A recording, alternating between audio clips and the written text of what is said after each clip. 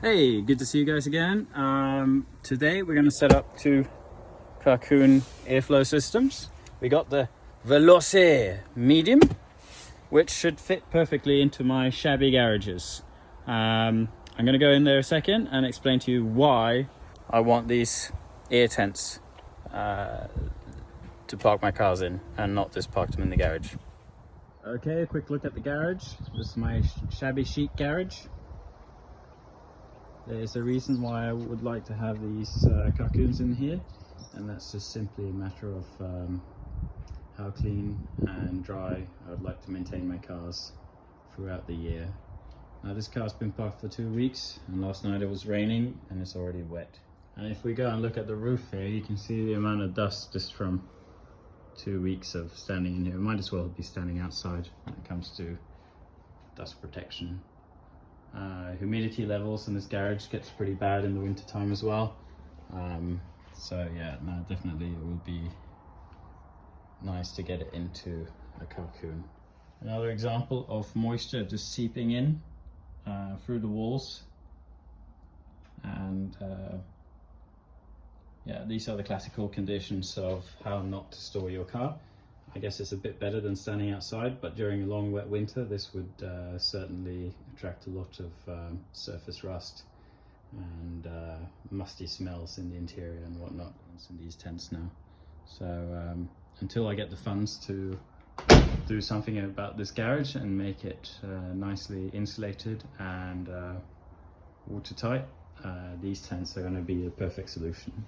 And to be honest, even when I get the time to renovate the garages and it will be the way I want it to be, these tents will probably stay in here because it's just so good at keeping the dust off the cars. This is not a paid promotion, so it's just my experience with these air bubble systems. And if you consider getting one, I hope this video will be helpful.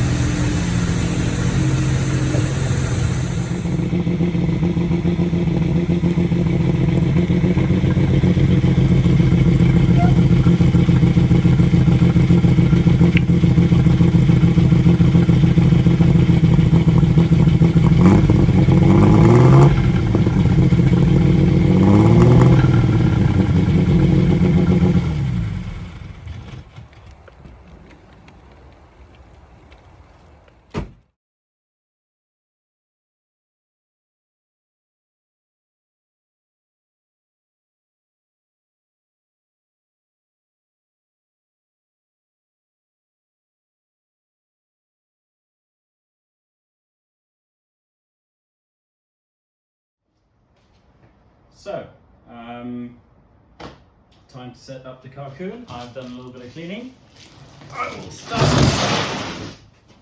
I'll start by opening this and laying out the tent.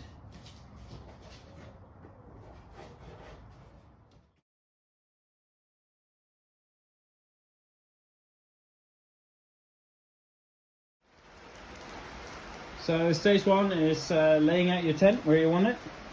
This is the front, so entrance is at the back, or which way you want to determine how you would say what's front and back, but this is the way you got to do it. So we're basically just going to unfold it and we're going to plug it in. We've got a little kit here. So basically we're going to plug in the power supply and let it blow up, and then we're going to throw this box in, which has all the bits and pieces to make it rigid when you want to drive the car in and out. A bonus with these Carcoons is that you actually get a trickle charger as well.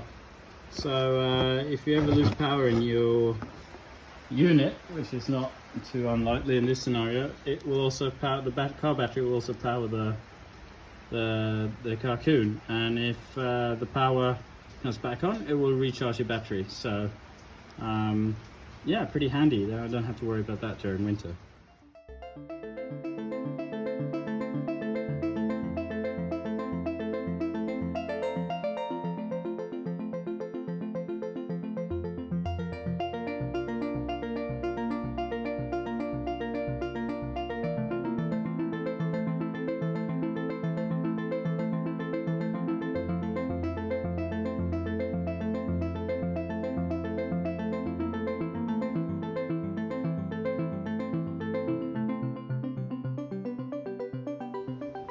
Okay, the tent is pretty much inflated now. I've already placed box of poles inside the tent, so I'm going to crawl in and start assembling the poles. And because I'm not a real man, I'm going to bring the instructions and actually look at them. So, out of experience, I have semi-organized all the pillars to approximately where they're going. I'm going to spare you the details of putting it up, firstly, because I don't have a good stand, and number two, it's quite boring. And there we have it, a fully inflated, assembled Carcoon Veloce, whatever you call it.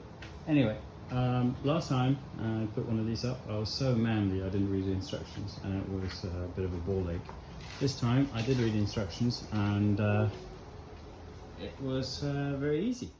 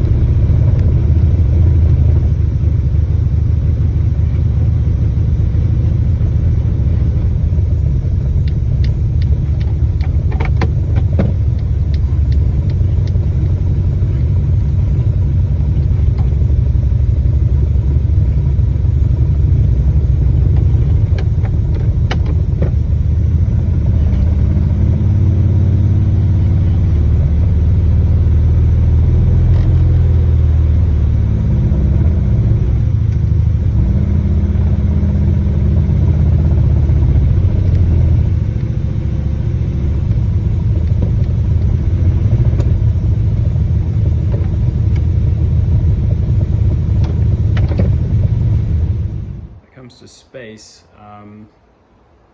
Yeah, no, it's pretty spot on, I would say. Don't have too much more. Couldn't really get the bigger one. Luckily the Mini fits just perfectly in this. The challenge will be to get the Toyota into this. It might be a little bit too big. Well, stay tuned and we'll find out.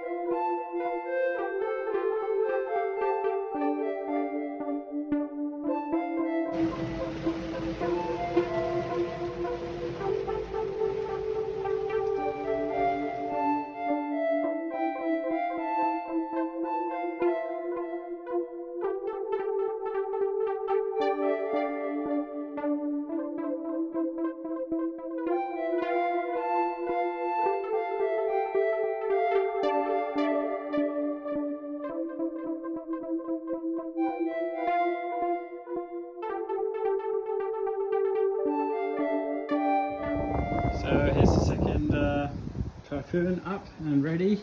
Well, not quite. I can't fit the X-frame because I didn't get the bits for it. I might just go and have a look in my drawer and get some nuts and fit it, and then contact Carcoon and see if they will send me a set of the correct fittings. Anyway, besides that, I'm pretty happy. This time it went pretty fast. I think yeah, that went in about 40 minutes, so an improvement from the last one. Again, I'd be extra happy if I had all the bits for it, but I'm sure Carcoon will sort it out. As the tent was looking at wobbly, I just fitted the X-frame with some normal bolts and nuts. Toyota, we'll see when it's fully inflated, but it is touching in the corner here and on the bumper. If that becomes a problem, I will probably just switch it out in here where the Fiat is stored. So as you can see, I got plenty of room to fit the Toyota in this one. So when I got someone else to help me push out the Fiat, I'll push the Fiat in here and we'll place the Toyota in there. So, hope this video was helpful and will help you decide to get one of these air bubbles or not. I guess if you have a dry insulated garage, it might be beneficial if you still have problems with dust. It's not a must, it's not something you have to have, but if you have a damp garage and poor storage facilities and a decent car, I'd highly recommend one.